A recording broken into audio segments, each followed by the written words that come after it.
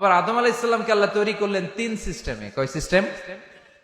System number 1, মাটি নেয়া হলো। যেহেতু খালিকুম বাশারাম মিন তিন, মাটি থেকে তৈরি, এই মাটিটাকে কোরআন বলেছে তিনুন লাজিব, এঁটেল মাটি। কি মাটি?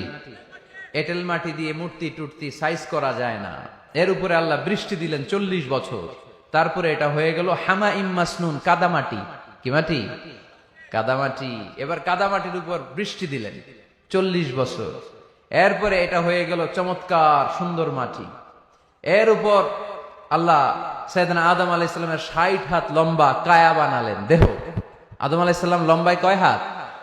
60 গজ বা 60 হাত। এবং আমরাও যারা জান্নাতে ঢুকবো আমাদের সাইজ 60 হাত লম্বা বানাই দিবে কে? সেই বুখারীর বর্ণনা, লাম্মা খালাকাল্লাহু আদম ওয়া কানা তুলুহু 60 যিরাআন। যখন আল্লাহ তাআলা আদম আলাইহিস সালামকে বানালেন 60 হাত লম্বা করে বানালেন। বানানোর পরে ওই মূর্তির উপর, ওই দেহের উপর আল্লাহ তাআলা সূর্যের প্রখর কিরণ আর তাপ দিলেন 40 বছর। কয় বছর? এই 3 ধাপে সাইয়েদনা আদম আলাইহিস সালামকে বানানোর পরে রূহের ফুৎকার দিলেন, আর সাইয়েদনা আদম আলাইহিস সালাম কথা বলতে শুরু করলেন। পড়েন সুবহানাল্লাহ।